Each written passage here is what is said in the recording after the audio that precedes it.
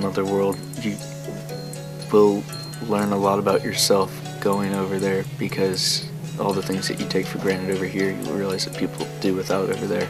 It's not like a European study abroad experience where, you know, we have a lot of, as Americans, have a lot of roots. I just think it was really good for me to just better understand like what it was all about and feel comfortable and feel kind of get into the groove every day. And then like once you get there, then you really start to like enjoy everything, and everything is like funny and interesting and cool. And Chinese people are like amazingly loyal and really nice, and you become a better person, you get to know yourself more. There's no support system at arm's length, so you kind of really have to fend for yourself, but I think it's really important.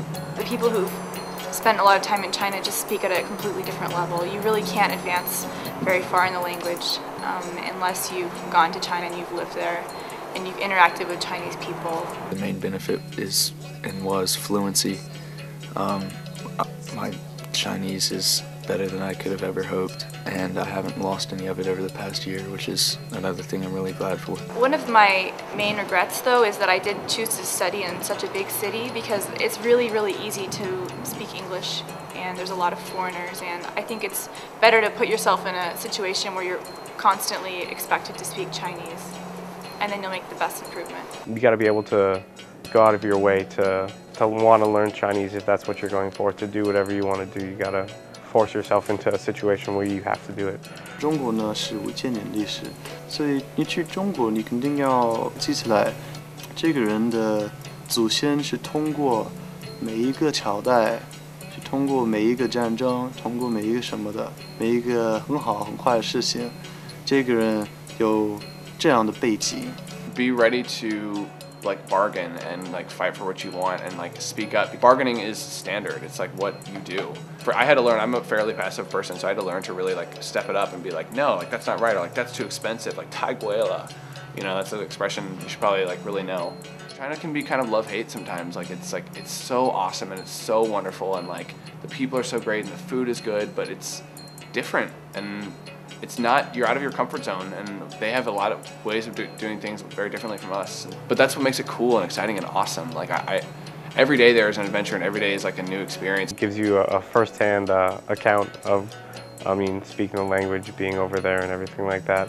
My favorite semester that I've ever had in my college career, and this is my last one right now, was studying abroad in China. One of the great things about the Alliance program, the intensive language program, is the small class sizes. You have 6 to 8 students in a class, and it can be intimidating at times because you know that there's no place to hide and that you're going to be called on and the teachers are going to expect you to speak. But it definitely helps you improve immensely. Even though it is intensive language, you're not going to be up in your room doing homework all the time. I mean, the staff encourages people to travel in their free time, and they are willing to help students out when they do go and travel. I really like the Alliance, and in the end, the Alliance was the perfect choice for me. I wanted to learn more about like the marketing, the finance, the managing in China, but I didn't just want to focus on the language. So that's why the Alliance was like the perfect choice for me. They had like a lot of educational trips, and I think that was one of like the big pluses as well. Like they took us to Macau and Hong Kong and a lot of like neighboring cities near Shanghai. In the dorms, you are assigned with a Chinese roommate. So they are your like gateway to China. So you can ask them any questions. I always had questions about like my Chinese homework and like some of the things that I had learned differently, but then in the book it was differently, and in common usage it was differently. So they were like a point of reference, you know, for China, for Shanghai, for like the entire experience. You also become friends with them, you know, and you teach them about your culture and they teach you about theirs. I thought that was a big plus, you know. Although as much as I would have liked a homestay as well, I think this was also perfect, you know, like being in a college environment but with a Chinese roommate who can teach you about their culture. That all study abroad students should keep in mind is that there are going to be a ton of awkward situations. The culture there is completely different than over here. Just embrace those awkward situations and learn to laugh at yourself and not take yourself too seriously. You'll have a great time, and you know, it will definitely lead to a lot of fun stories when you come back. I really recommend everybody to just go with an open mind. Like, of course, a lot of the things are going to be weird, but just accept the culture.